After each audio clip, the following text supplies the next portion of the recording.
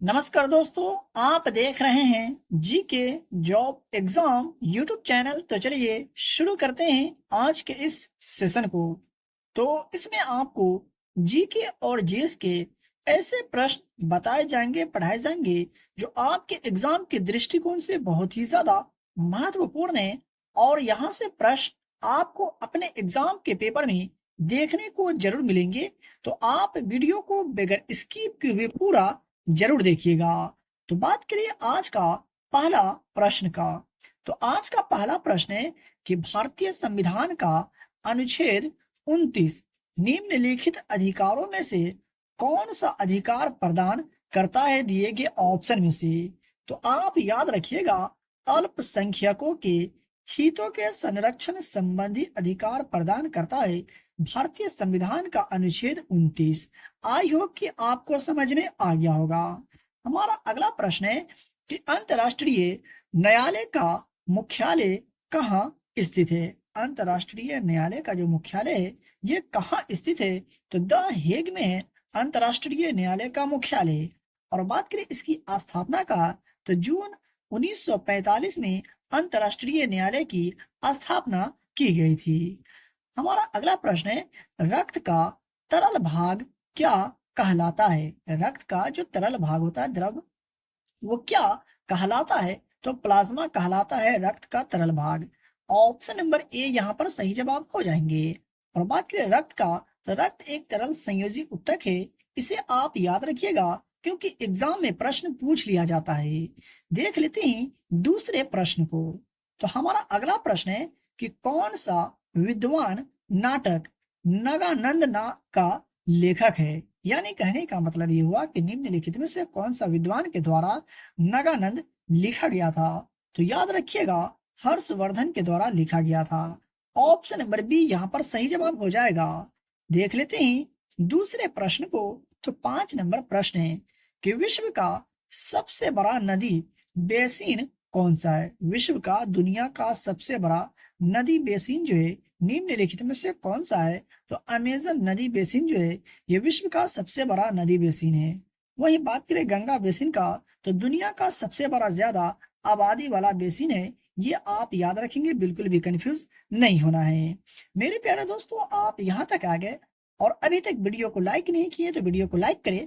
और चैनल पर पहली बार विजिट कर रहे हैं या हमारा वीडियो आप तक पहली बार पहुंचा है तो चैनल को सब्सक्राइब करके बेल आइकन को प्रेस करें। और इस वीडियो को अपने दोस्तों तक शेयर जरूर करें जो लोग रेलवे एनटीपीसी एग्जाम की तैयारी कर रहे हैं। 6 नंबर प्रश्न है, किस वर्ष प्लूटो की खोज की गई थी और जिसे बाद में वर्ष 2006 में एक बौना ग्रह का नाम दिया गया था। तो आपको याद रखना है, वर्ष 1930 में प्लूटो की खोज की गई थी जिसे बाद में वर्ष 2006 में एक बौना ग्रह का नाम दिया गया था। ऑप्शन नंबर ए यहाँ पर सही जवाब हो जाएगा। देख लेते हैं दूसरे प्रश्न को।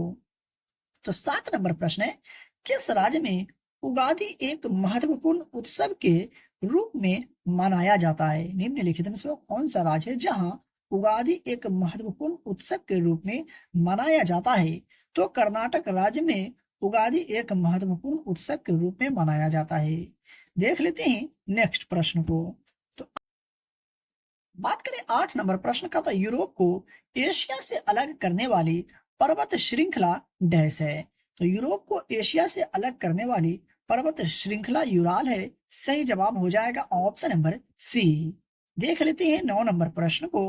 तो हमारा 9 नंबर प्रश्न है कि भारत में नागरिकता अधिनियम कब पारित किया गया। भारत में नागरिकता अधिनियम किस वर्ष पारित की गई थी। तो वर्ष 1955 में भारत में नागरिकता अधिनियम को पारित किया गया था। देख लेते हैं 10 नंबर प्रश्न को।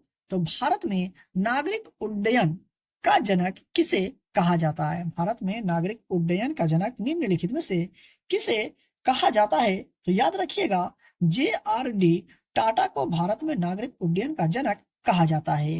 वहीं बात करें 11 नंबर प्रश्न का, तो सरयू नदी किस नदी की सहायक नदी है। सरयू नदी जो है निम्नलिखित में से कौन सी नदी की सहायक नदी है।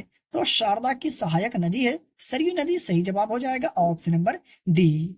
मेरे प्यारे दोस्तों, अगर आपको किसी भी प्रश्न में डाउट हो तो आप हमसे कमेंट बॉक्स में कमेंट करके पूछ सकते हैं। 12 नंबर प्रश्न है, निम्नलिखित में से किस राज्य में भोर देव मंदिर स्थित है? निम्न में से कौन सा राज्य है जहां भोरम देव मंदिर जो है स्थित है? तो छत्तीसगढ़ राज्य में है भोरम देव मंदिर। देख लेते हैं 13 नंबर प्रश्न को।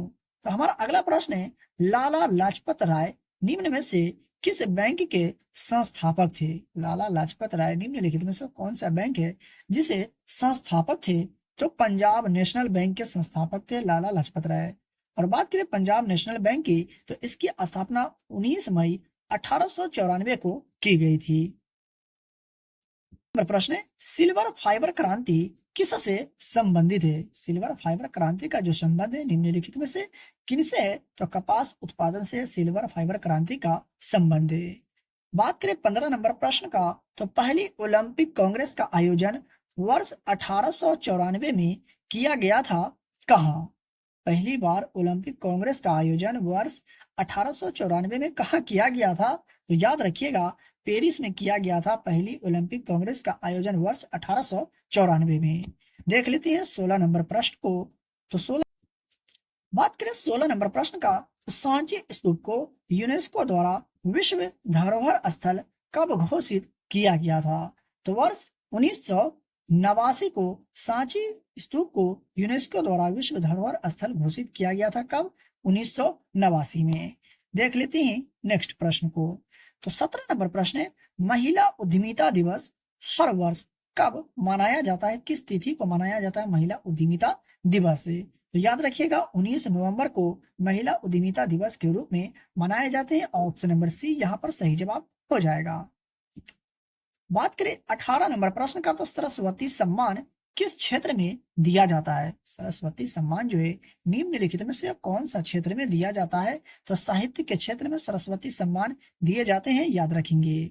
देख लेते हैं 19 नंबर प्रश्न को। तो हमारा अगला प्रश्न है कि लोक नृत्य फुगरी जो है ये डैश से संबंधित है। कहने का मतलब ये हुआ कि लोक नृत्य फुगरी का जो संबंध है कौन से भारतीय राज्य से है? तो इसका संबंध गोवा राज्य से है, याद रखिएगा। देख लेते हैं आज का 20 नंबर प्रश्न को। तो 20 नंबर प्रश्न है, किस संशोधन के तहत गोवा को पूर्ण राज्य का दर्जा दिया गया था? और कौन से संशोधन है जिसके तहत गोवा को पूर्ण राज्य का दर्जा दिया गया था? तो 56वां संविधान संशोधन के तहत गोवा को पूर्ण राज्य का दर्जा दिया गया था। 21 नंबर प्रश्न की अगर बात करें, तो अवध किसान सभा की स्थापना डैश में हुई थी? अवध किसान सभा की स्थापना जो हुई थी ये किस वर्ष की गई थी? तो वर्ष 1920 में अवध किसान सभा की स्थापना की गई थी।